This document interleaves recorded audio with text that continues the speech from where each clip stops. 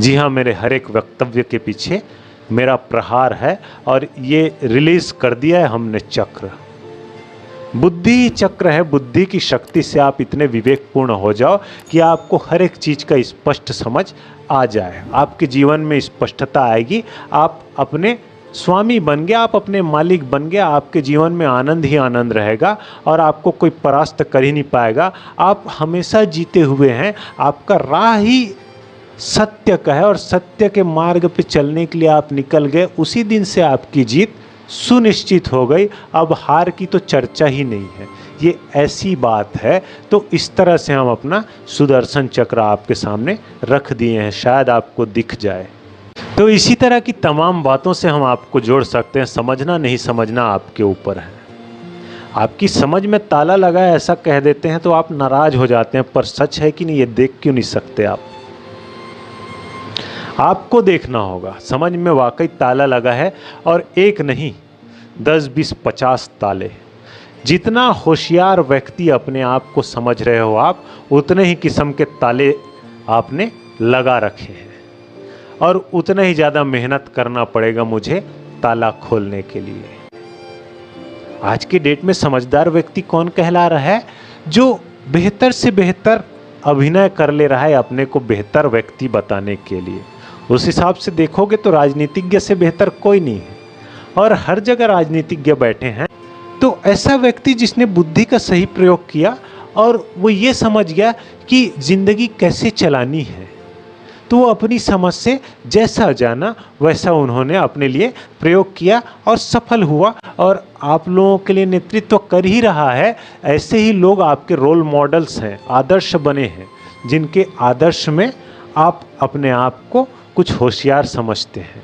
तो मैं कह देना चाहता हूं कि ये जो तमाम तरह के राजनीतिज्ञ छोटे मोटे या ये तमाम तरह के उपदेशक छोटे मोटे, ये सभी अपनी राजनीति चमकाने में लगे हैं, अपने अहंकार को पोषण करने में लगे हैं, अपने मैं को बढ़ाने में लगे हैं, अपने रुतबे को बढ़ाने में लगे हैं और वाजिब बात बता नहीं पाते जो बताना चाहिए। और बड़े मज़े की बात है कि उनको खुद को नहीं पता कि वाजिब बात क्या है जो ज़िंदगी को ज़िंदगी बना दे और परमात्मा तक पहुंचा दे।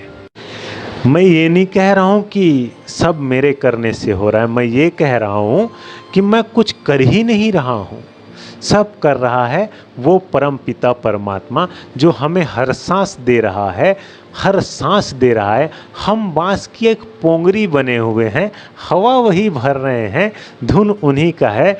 आपको अगर मेरा दिख जाए, ये ध्वनि निकालना मेरा दिख जाए तो आपको प्रणाम है, आपको ये दिखा। असल में ये उन्हीं का है, उस मुरली मनोहर का ही है, उस चक्रधारी का ही है जिसे आप सभी जानते हैं। और चक्रधारी एक ही है। ये चक्र जिसका चला, बुद्धि का चक्र जिसका चला, प्रज्ञा जिसकी खिल गई, विवेकपूर्ण जो व्यक्ति हो गया, वही भगवान है। क्योंकि ये व्यक्ति अब अपना स्वामी बन गया। स्वामी कैसे बना जाता है? स्वामी कौन बनता है? मालिक किसे कहते हैं? मालिक वही हो गया जिसने ये जान लिया कि ये ज़िंदगी हमारी है और इसको हमें ही चलाना है और कैसे चलाना है इसे जानने के लिए, समझने के लिए बुद्धि है और ये बुद्धि में विकास हुआ नहीं है। तो क्या हुआ? हमने ज़िंदगी बुद्धि के विकास करने के लिए ही लगा दिया। देखा होगा आपने, ज़िंदगी का आधा समय इंसान पढ़ाई लिखाई में लगाता है और सीखता क्या है? एक दूसरे को नीचा दिखाना, एक दूसरे से प्रतिस्पर्धा करके उसका मुंह नीचा दिखा देना, गिरा देना। ये क्या है? सोचोगे तो तुम्हें एहसास होगा कि ये कैसी गंदी राजनीति में फंस गए। ये राजनीति बनाई गई है किसके द्वारा जानते हो? ये राजनीति बनाई गई है बाजार के द्वारा। बाजार किससे चलता है? प्रतिस्पर्धा से। प्रतिस्पर्धा किसकी होनी चाहिए? इंसान का दूसरे इंसान से। किस लिए स्पर्धा हो? भोग के लिए। बाजार में है क्या भोग के अलावा? भोग ही तो है। बाजार में पदार्थ है, पदार्थगत आप हो चुके हैं, पदार्थवादी हैं आप, मटेरियलिस्टिक हैं। पदार्थ की सत्ता ही परम सत्ता हो चुकी है।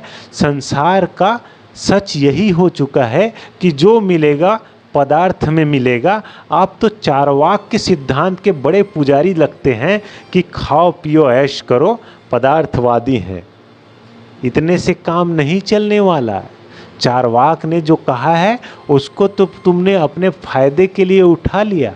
यहाँ हर इंसान अपने फायदे के लिए अपने हिसाब से बात समझ लेता है, भले ही उस बात का भावार्थ अलग निकलता हो, लेकिन यहाँ हर व्यक्ति इतना शातिर, बुद्धिमान, चालाक हो चुका है कि अपने लिए, अपने फायदे के लिए जो बेहतर होगा वही समझ जाता है। मैं एक कहानी कहता हूँ आपसे कि एक व्यक्ति गया और एक शोध करके बता रहा था कि ये शराब है और शराब इंसान को नहीं पीनी चाहिए। क्यों नहीं पीनी चाहिए? इसके लिए उसने एक प्रयोग विधि निकाला कि उस शराब को गिलास में डाला और गिलास में जिंदा कीड़ा डाला। शुरुआत में तो वो जिंदा कीड़ा जब तक जिंदा था तैर रहा था, घूम रहा था, कुछ फड़फड़ा रहा था, जद्दोजहद कर रहा था कि बच के निकल जाए, लेकिन अंततः वो डूब के मर गया। ऐसे अमूमन ये कीड़ा ऐसा है कि पानी में डूबता नहीं है, शराब में डूब के मर गया। तो पूछा जा रहा है कि क्या सीखे इस प्रयोग से? तो आप जैसे होशियार लोग जो अपने फायदे के लिए अपने हिसाब से बात का अर्थ समझ लेते हैं, वो क्या कहते हैं?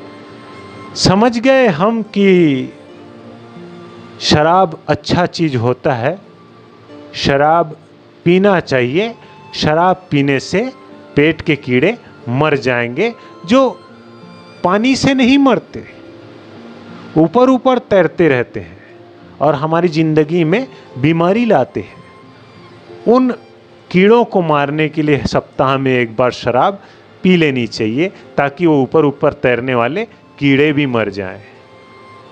ऐसे तर्क देते हैं आप। तो सलाम है आपकी बुद्धि को, प्रणाम करता हूं। क्या करूंगा और